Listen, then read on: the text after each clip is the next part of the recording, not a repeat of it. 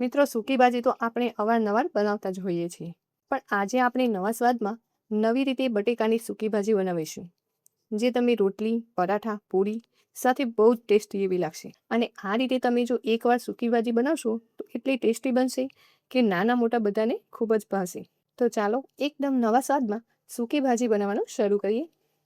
તો એના માટે એક પેન ગરમ કરવા રાખી દઈશું અને તેમાં અડધો કપ જેટલા સિંગદાણા લઈ લઈશું. અહીંયા સિંગદાણા ક્રિસ્પી થાય ત્યાં સુધી આપણે તેને આ રીતે શેકી લેવાના છે. તો અહીંયા મીડિયમ ગેસની ફ્લેમ પર લગભગ 3 થી 4 મિનિટ જેવા તમારે શેકવાના છે. તો થોડી જ વારમાં સિંગદાણા સારા એવા ક્રિસ્પી થઈ જશે અને શેકાઈ પણ જશે. તો અહીંયા આપણે સિંગદાણા ચેક કરીને જોઈએ તો તમે જોઈ શકો છો સિંગદાણા સારી રીતે શેકાઈ ગયા છે. તો હવે તેને સાઈડમાં ઠંડા કરવા માટે રાખી દઈશું અને સિંગદાણા ઠંડા પડે એટલે તેને અધકચરા એવા વાટી લેવાના છે. તો અહીંયા સૂકી ભાજી બનાવવા માટે બટેટાને મેં પહેલેથી જ બાફીને રેડી કર્યા હતા. તો તેની છાલ ઉતારી લઈશું. અને મિત્રો, તમે એકવાર આ સૂકી ભાજી બનાવશો તો ખાવાની તો મજા જ પડી જશે. તો અહીં આ રીતે બધા જ બટેકાની છાલ કાઢી લઈશું. તો હવે બાફેલા બટેકાને મીડિયમ સાઇઝમાં કટ કરી લેવાના છે. તો બટેકા બહુ નાના પણ નહીં અને બહુ મોટા પણ નહીં, એવા આપણે મીડિયમ સાઇઝમાં કટ કરી લઈશું. તો અહીંયા આપણા બટેકા રેડી થઈ ગયા છે.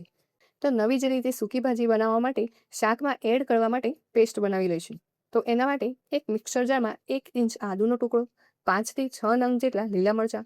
જો તમે વધુ તીખું ખાતા હોય, તીખાશ તમે તમારી પ્રમાણે વધારે કે ઓછી કરી શકો છો.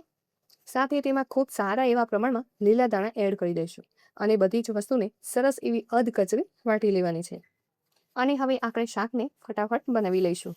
તો એના માટે એક પેન ગરમ કરવા માટે રાખી દઈશું અને તેમાં 2 થી 3 ટેબલસ્પૂન જેટલું તેલ ગરમ કરી લઈશું.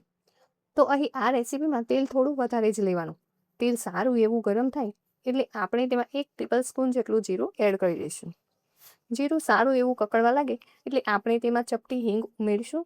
સાથે 5 થી 6 નંગ જેટલા મીઠા લીમડાના પાન પણ ઉમેરી દઈશું. અને તરત જ આપણે જે લીલા દાણા મરચાંની પેસ્ટ બનાવીને રાખી હતી તે આમાં ઉમેરી દઈશું અને સરસ એવી સાતળી લઈશું. મિત્રો, આ સૂકી ભાજીમાં તમે લીલા લસણનો પણ ઉપયોગ કરી શકો છો. જો તમે લસણ ખાતા હોય તો લસણનો સ્વાદ આ સૂકી ભાજીમાં સરસ એવો લાગતો હોય છે. મિત્રો, આ પેસ્ટને મીડિયમ ગેસની ફ્લેમ પર સારી રીતે સાતળી લેવાની છે, જેથી કરીને તેમાં થોડી એવી કચાશ પણ ન રહી જાય. હવે આપણે તેમાં થોડી એવી હળદર ઉમેરીશું. સાથે 1 ચમચી જેટલો ધાણા જીરું પાવડર ઉમેરી દઈશું અને સારી રીતે મિક્સ કરી લઈશું.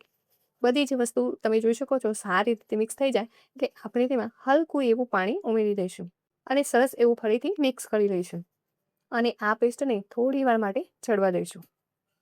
તો અહીં થોડી જ વારમાં પેસ્ટ એકદમ સારી રીતે સતરાઈ ગઈ છે.